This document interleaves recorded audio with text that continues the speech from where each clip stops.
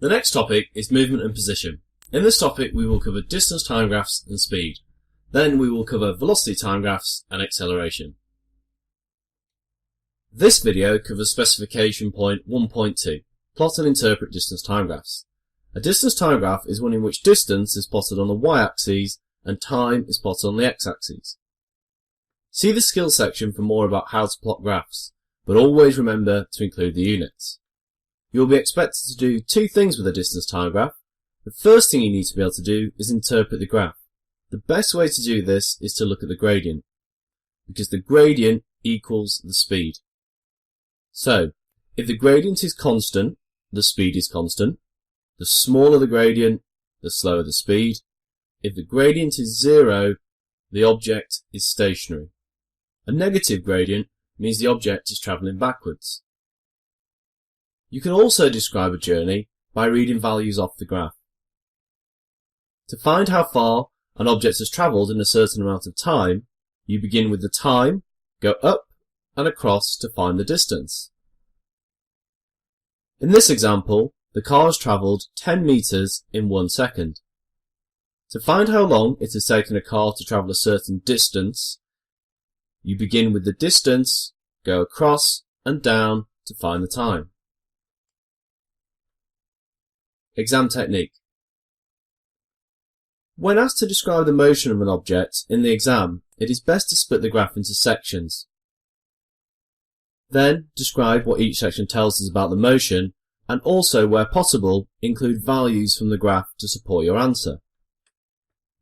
In this example, we would say, between 0 and 1.5 seconds, the car's speed is decreasing because the gradient is decreasing.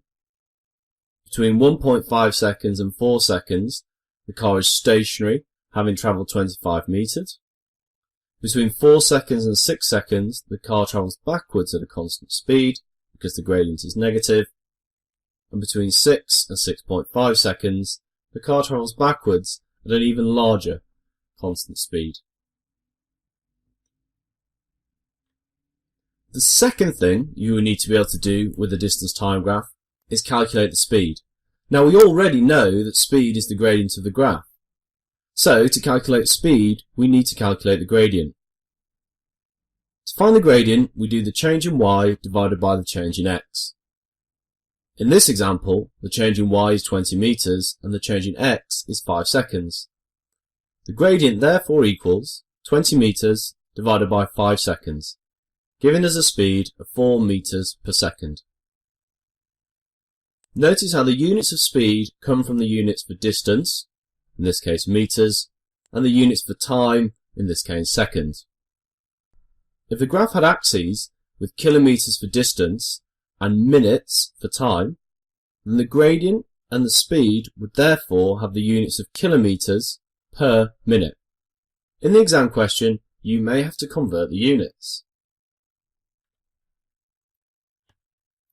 Average speed is calculated by doing the total distance travelled divided by the total time taken. In this case, the total distance is 40 metres and the total time is 6 seconds. Therefore, the calculation is 40 metres divided by 6 seconds, giving us 6.67 metres per second. In this exam, 2 decimal places is always sufficient. Okay, so let's recap. To do this, let's just examine what the specification point asks us to do. It states plot and interpret distance time graphs. To be able to plot a distance time graph, you need to remember that time goes on the x-axis and distance goes on the y-axis. You must also always remember to include the units and label the axes.